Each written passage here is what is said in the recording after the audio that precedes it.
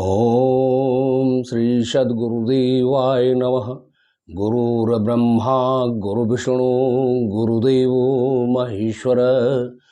गुरुर्साक्षात् परब्रह्म तस्मै श्री गुरुवे नमः।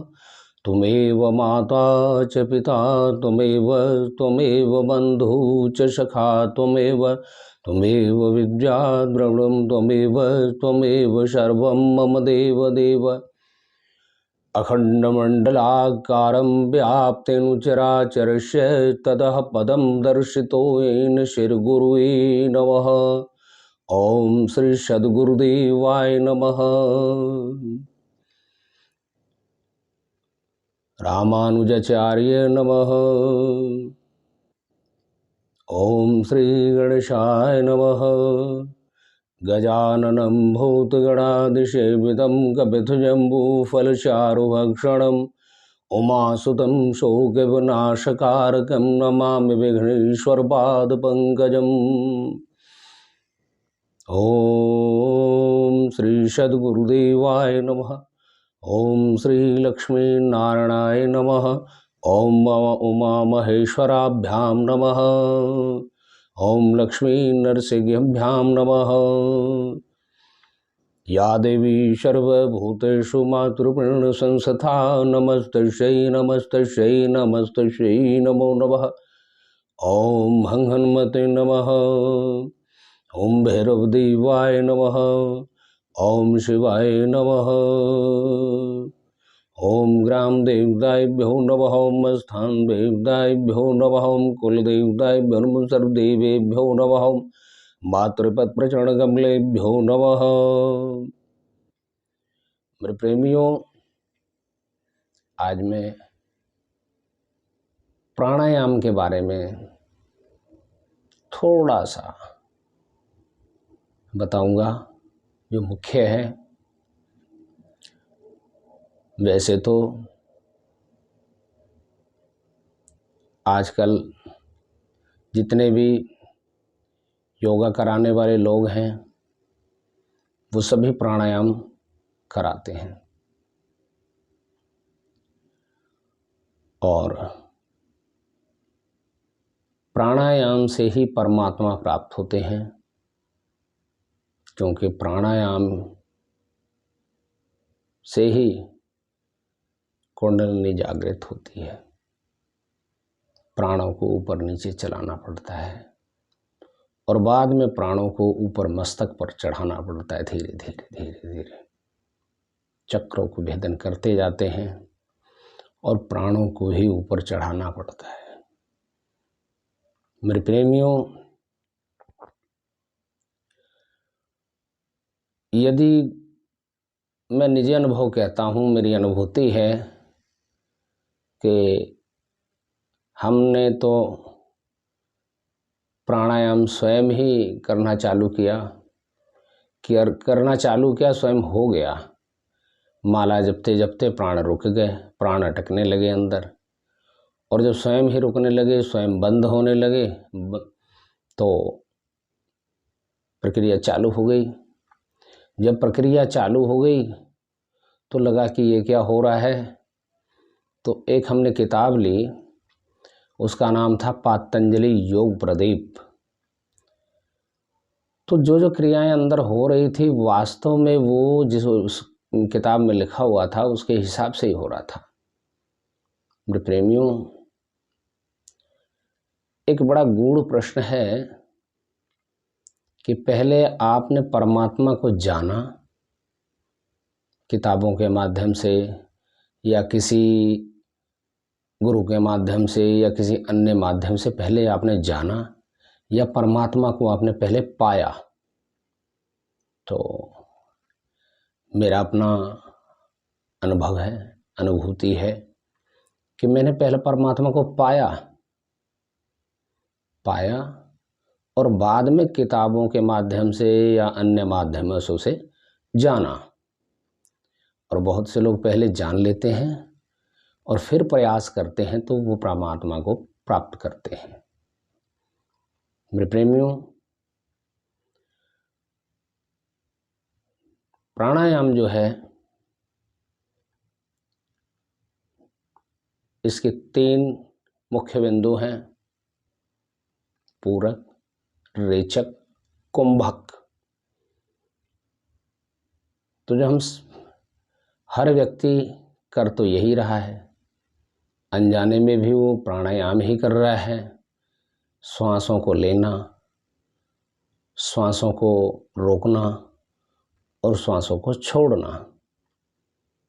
लेकिन सरल भाषा में आपको बताऊं तो सरल से सरल भाषा यही है, सरल से सरल आपके समझ में यही आएगा कि हम जो सांस ले रहे हैं, रोक रहे हैं, छोड़ रहे हैं, ये क्रिया अपने आप हो रही है। इसमें हम कोई प्रयास नहीं कर रहे हैं।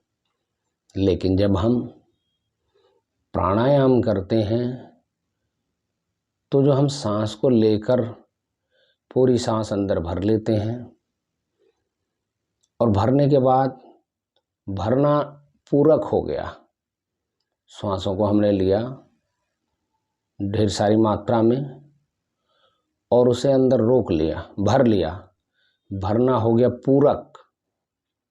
और हम स्वयं में अपने आप में उस सांस को तुरंत छोड़ देते हैं, लेकिन प्राणायाम में हम उसको अंदर रोकते हैं। जितनी ज़्यादा से ज़्यादा देर हम उस वायु को अंदर रोकेंगे उसे कुंभक कहते हैं। तो वो प्राण हमारे अंदर जब हम वायु को लेते हैं तो प्राण हमारे यहाँ से नीचे जाते हैं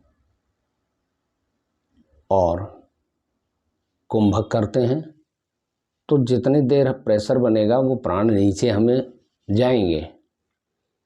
ये अवस्था बाद की है जब प्राणायाम चालू हो जाता है, तब की शुरू में तो हमें नहीं पता चलता, या जिनके गुरु की कृपा से, ईश्वर की कृपा से प्राण चलने लगते हैं, हिलने लगते हैं, उन्हें पता चल जाता है कि मेरे प्राण अब नीचे जा रहे हैं, तो उस पर और प्रेशर दिया जाता है, प्राणों को और नीचे भेजा जाता है और जितने रोकने की क्षमता है उतने देर रोक के यानी कुंभक करके फिर प्राणों को बाहर किया जाता है। रेचक, प्राणों को बाहर, श्वासों को बाहर निकालना, ये हो गया रेचक।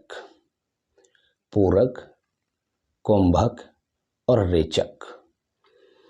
लेकिन जब हम बाहर छोड़ते हैं जितनी तेजी में, तो प्राण हमारे बाहर सांस निकाल के भी रोकना होता है। तो जब हम बाहर सांसों को निकाल के फिर रुक जाते हैं, पूरी सांस जब निकाल लेते हैं तब प्राण हमारे ऊपर चढ़ते हैं। 2 विधि हो गई। अगर हम सांसों को अंदर भर के रोक लें तो प्राण हमारे नीचे जाएंगे, और अगर हम श्वासों को पूरा निकाल दें और फिर रोकें तो हमारे प्राण ऊर्ध्वगमन होता है, उनका प्राण ऊपर चढ़ते हैं। हे मेरे प्रेमियों, प्राणायाम में यही 3 बिंदु हैं, पूरक, कुंभक और रेचक। और यही विधि जब तक हम आज्ञा चक्र तक नहीं पहुंच जाते, अब जिनके कुंडली नहीं जागे, जिनका प्राणायाम नहीं चल पाया ढंग से, या जिनका प्राणायाम हो ही नहीं रहा है, उन्हें नहीं पता चलेगा। लेकिन जिनके प्राण ऊपर नीचे होने लगे हैं तो एक प्राण का एक पिंड बन जाता है। वही आगे जाकर उसी के अंदर मन, बुद्धि, चेतना, ये सभी, यहाँ एक बिंदु है, उस बिंदु पर जाकर रोकना होता है। और कई लोग तो प्राणायाम करके सीधा आज्ञा चक्र को जागृत करने की बात करते हैं और कराते हैं। तो वो तो है स्वयं से करना और कराना। और जो हम लोगों के साथ हो, मेरे साथ हुआ, वो स्वयं जागृत हो गए, प्रभु की कृपा से हो गया, बंद लगने चालू हो गए तो जो अष्टांग योग है, जो महर्षि पतंजलि के द्वारा बताया गया है, उसके अंदर सबसे प्रभावशाली अगर कोई विधि है, कोई क्रिया है, तो वो है प्राणायाम। मैं आपको प्राणायाम के बारे में तो बता रहा हूँ, लेकिन प्राणायाम मैंने बहुत कम किया है। वो स्वयं ही हो जाता था। जब मैं माला जपने लगता था तो मेरे प्राण रुकने चालू हो जाते थे तो अपने आप बंद लग जाता था। मेरे प्रेमियों, ये प्रभु की कृपा से, गुरु की कृपा से हो जाता है, अपने आप हो जाता है। जब माला लेकर बैठेगा आदमी, जपेगा, तो ये प्राणायाम की क्रिया हो जाएगी और प्राण धीरे धीरे ऊपर चढ़ने लग जाएंगे। जब एक बार कुंडली जागृत हो जाती है तो ऊर्ध्वगमन उसका अपने आप होने लगता है, वो अपने आप ऊपर चढ़ने लगती है और उन जिन जिन चक्रों से होकर जाती है, उन चक्रों पर जो देवता बैठे हैं, उनका प्रभाव उस व्यक्ति को पड़ने लगता है। और जो नीचे के चक्र हैं, उनके एक बीज मंत्र हैं। मैंने तो कई लोगों से सुना है कि बोलना चाहिए वो मंत्र, लेकिन मेरे प्रेमियों, बोलना नहीं पड़ता। जिस चक्र पर आपकी ऊर्जा, प्राण ऊर्ध्वगमन करके चढ़ जाएंगे, उस जगह पर, उस स्थान का एक मंत्र है, बीज मंत्र है। और वो बीज मंत्र स्वयं मुंह से निकलेगा, जैसे लंग, वंग, छंग, ओम, हंग। ये बीज मंत्र हैं चक्रों के। लंग, वंग, यंग, छंग, हंग, ये बीज मंत्र हैं और ये अपने आप निकलेंगे। जब नाभि चक्र पर ऊर्जा शक्ति पहुंचती है तो वहां से ओम अपने आप निकलेगा। मुंह आपका बंद है, यहाँ से एक वायु जैसे चलेगा और आपके मुंह से स्वयं ओम निकलेगा। जैसे कई लोग खाना खा लेते हैं और डकार अपने आप निकलती है, या कई लोगों को आभास होता है कि कोई वर्ण निकलेगा, यहाँ से वायु चलती है और यहाँ आके वो ओम में परिवर्तित हो जाती, ओम निकलता है। ऐसे ही हमें माला या हमें वो बीज मंत्र उस देवता के उस चक्र के जपने नहीं पड़ते हैं, बल्कि स्वतः ही नाभि से एक वायु जैसे चलेगा, चलते चलते कंठ से हमारे वो वर्ण बन जाएगा, वो बीज मंत्र अपने आप निकलेगा, जो मैंने अभी बताया है मेरे प्रेमियों। और प्राणायाम जब आगे बढ़ता है या उसकी प्रक्रिया बढ़ती है, वो कुंडली जागृत होकर ऊपर चढ़ने लगती है, यहाँ से कुछ और निकलेगा। और जब कुंडली चढ़ के चक्र पर पहुँचती, आगे चक्र पर, तब ऐसा लगता है कि कोई एफएम का कनेक्शन जुड़ गया है आपसे। आप स्वयं बैठे हो और आपके मुंह से कुछ भी निकल रहा है। ऐसा लग रहा है कि कोई चीज़ कहीं से आ रही है, जैसे रेडियो बोल रहा है, वो चीज़ कहीं और से आ रही है और आपके मुंह से स्वयं निकल रहा है, कुछ निकल रहा है। आप बोल नहीं रहे, वो चीज़ अनायास, कभी वेद मंत्रों की ऋचाएँ निकलेंगी, कभी कुछ निकलेगा, ऐसा ही है। और प्राणायाम में या कुंडली जागृत करते समय, जागरण जब हो जाए, तो मेरे प्रेमियों सीधा बैठना है। वैसे तो प्रभु का कभी भी आप नाम लो, इसमें दो बातों का ध्यान रखिए। एक तो सीधा बैठें, कमर बिल्कुल सीधी होनी चाहिए, बिल्कुल सीधी, रीढ़ की हड्डी आपकी सीधी होनी चाहिए, चाहे भगवान की एक माला जपो चाहे दो माला।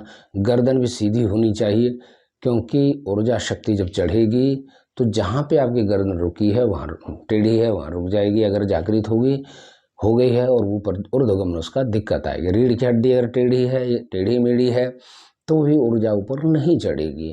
तो इसलिए आप जब भी प्राणायाम करें या ना करें, यदि परमात्मा का आप नाम ले रहे हैं तो सीधा बैठें, टाइट होकर बैठें, सीधा बैठें।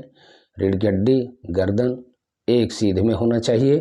दूसरा, कभी भी आप परमात्मा का नाम लें, पूजा करें, तो खड़े खड़े ना कर लें कि जहाँ चलते चलते खड़े कर लिया, नंगे पैर जमीन पर हैं, नहीं।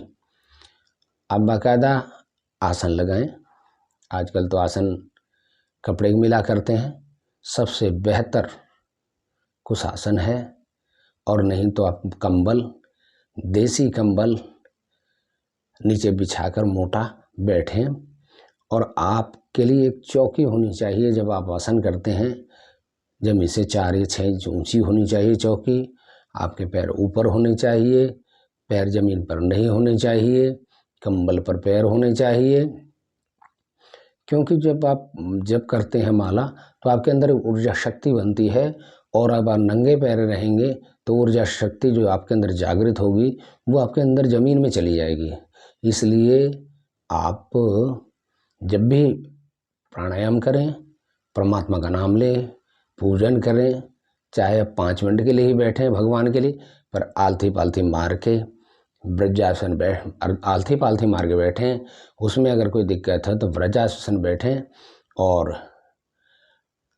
नीचे कंबल बिछाएं। हो सके तो चौकी 4 इंच या 6 इंच ऊंची चौकी हो, और आपके पैर ऊपर हों या कंबल के ऊपर हों। मेरे प्रेमियों, प्राणायाम आप करिए, अभ्यास करिए, और सिर्फ स्वास्थ्य तक सीमित मत रखिए प्राणायाम को।